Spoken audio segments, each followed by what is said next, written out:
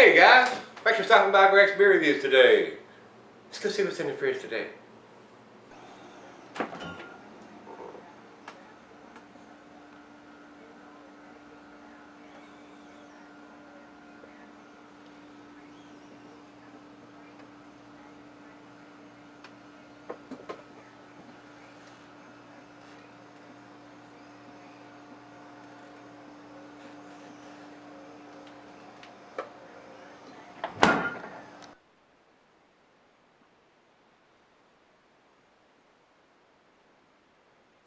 Hi everybody, thanks for stopping by Gregsbeerreviews today. Look here, we got another Clown Shoes beers. Clown Shoes Very Angry Beast. And I don't think I've seen this beer anywhere around here, and not even when I was at Total Wine in North Carolina. I don't remember seeing this. And the story behind this is, what they've done, they've taken, let me read you the commercial description. Hoppy feet guy extinguish evil by a sharp stake through an undead chest. Now Blakehorn Unidragon, full of fury, has expelled another bloodsucker from Earth. We hate vampires, but love Vampire Slayer, which we blended in equal parts with Blakehorn Unidragon bourbon barrel aging the mix to beget a very angry beast.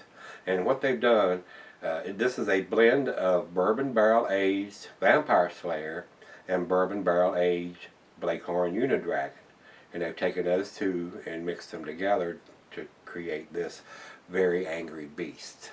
So, and this is an 11.5%er, and like I said, Sean from Clown Shoes sent me 3 beers to replace that one that was a drain pour, and this one probably should be cellared for a little while. I got a feeling it's going to be very intense with the alcohol being as fresh as it is. And this one was bottled on 07/18/2013. So it ain't quite 6 months old. It's about 5 months, 4.5 months old, something like that. 4 months old. July, August, September, October. It's about 4 months old, and this is 11.5% or so. This one could very well be cellared for many years at 11.5%. This beer keeps 10 years or more. And the alcohol will mellow out over time, but I'm going to go ahead and do it. I'm going to keep that in mind, that it's that fresh and that high. It's like doing a fresh bourbon barrel stout or one of the higher alcohol intense beers.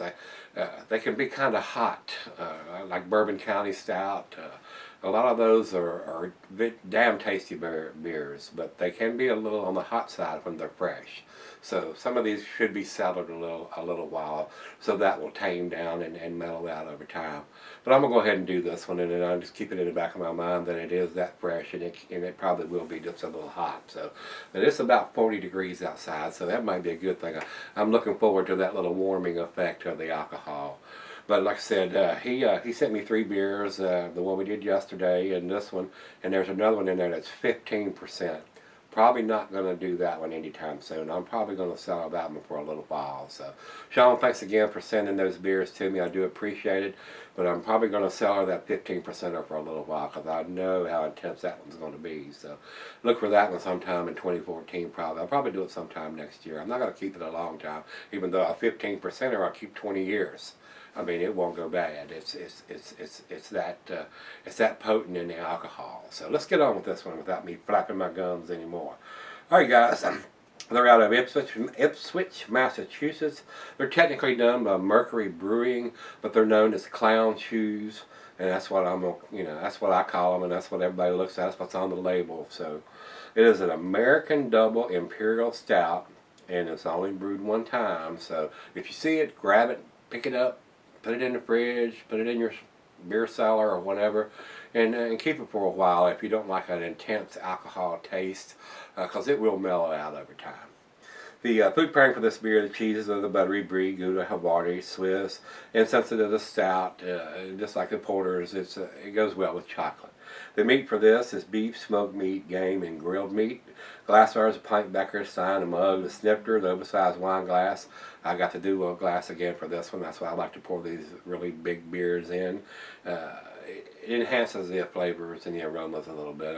Even though I don't think we need to enhance this one very much. This is a fresh beer, and it's a big beer on top of that.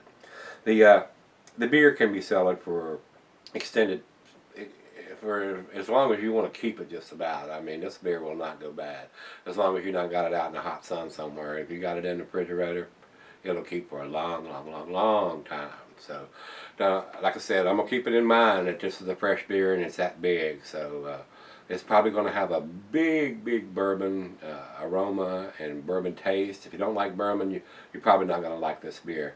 And if you don't like the hot beers, or as I call them, hot beers, the ones that have that, anything over 10%, a lot of times seems rather hot going down. You get a little bit of that heat in your throat as it's going down. So let's get on with this one. I don't think there's anything else we need to talk about. I'll give you the history behind this one. They've taken two great beers, two great bourbon barrel-aged beers, and mixed them together. And I've done both of those, the Blakehorn and the Vampire Slayer, and they were both awesome beers. So let's see what they taste like mixed together.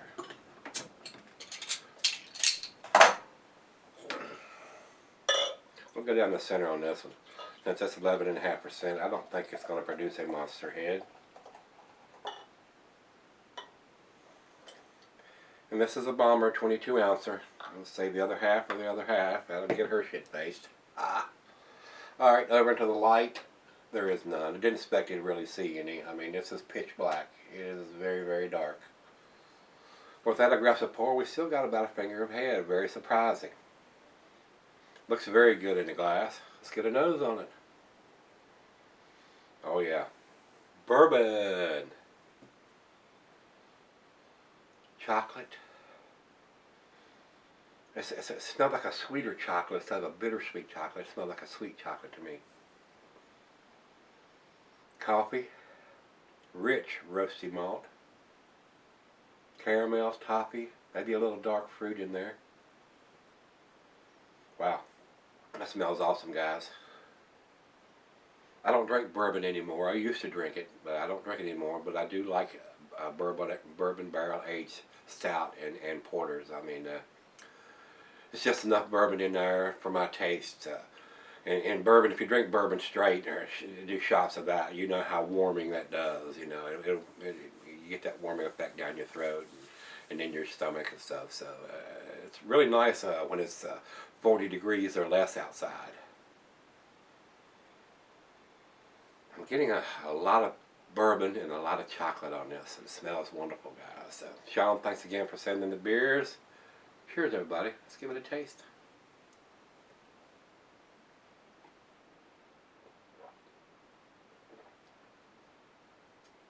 Wow. Wow. That's awesome. Wow. That is delicious.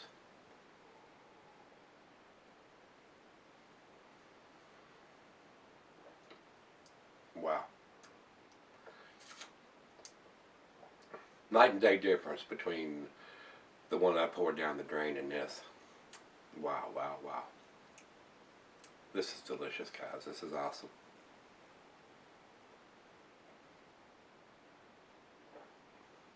If you can get your hands on this, you need, especially if you like this style. Any kind of bourbon barrel aged stout or porter.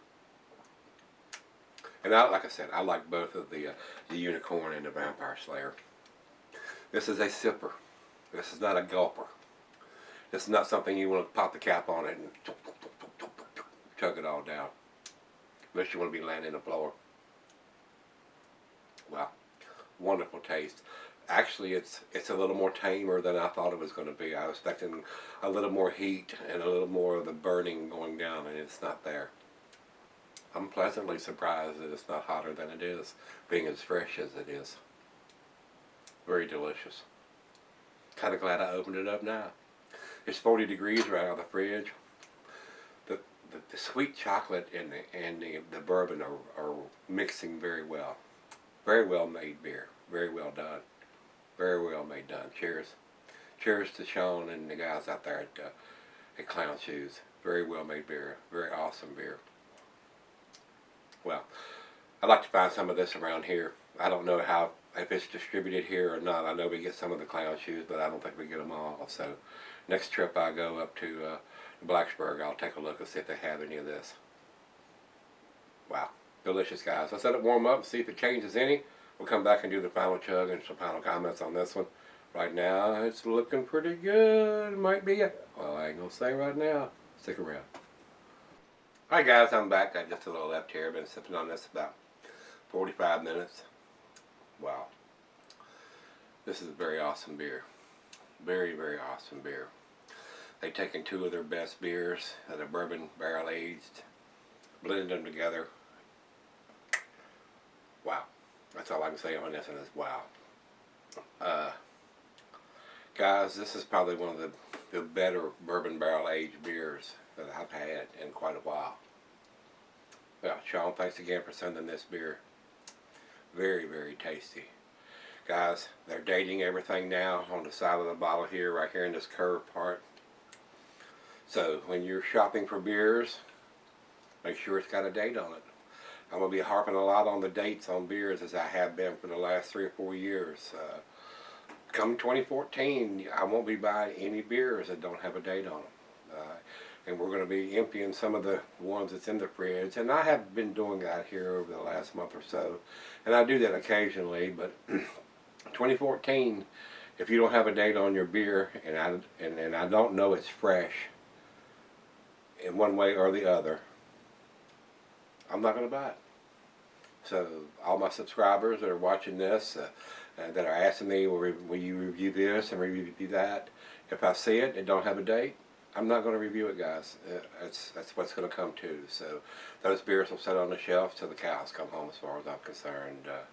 They got to step up to the plate if you're going to be in the craft beer industry, especially if you're producing bombers and beers that cost quite a few dollars to buy. So I'm not going to be throwing them dollars away anymore. If you don't have a date on your beer, a legible date, something that we can read, and not some silly ass Julian code or some other kind of code where you gotta know that. And I do know what the Julian codes are, but a lot of guys, a lot of people that buy beers don't know what that means. And some of the beers just have some kind of off the wall date code on them, and where you have to actually go to the website to figure it out. So I'm not going to buy those beers. So if it has that silly ass code on it and something I can't decipher in the beer store, it's going to sit right on the shelf. I'm not going to pick it up. I'm not going to spend my money on it to review it or even to buy it just to drink. It's not going to happen. It's just not worth it anymore. I mean, especially if you're paying $10, $15 for either a bomber or a 4-pack or a 750 milliliter bottle. And you don't know how long it's been sitting there. Of course, a lot of those beers are big beers, which it really is not that critical, but some of them, even being, 6 or 7%ers, will go bad over time, especially if they're not selling correctly. And a lot of the IPAs, I mean, a lot of the stores don't have these big, huge walk-in coolers where they keep all these beers cool and sell it at the right temperature. I mean, they'll set out. I mean, you'll see an IPA that's been sitting on the shelf 6, 8 months. Those beers aren't worth buying as far as I'm concerned, and I'm not going to buy them anymore. So if you're going to be in this industry, step up to the plate and put your legible date on the bottle, either when it's bottled on or best by date. So that's the way it's going to be. Come 2014, I'm not going to spend my money on them anymore. So I'm not going to harp anymore on that, guys. This is an awesome beer, so let's do the final chug on this one.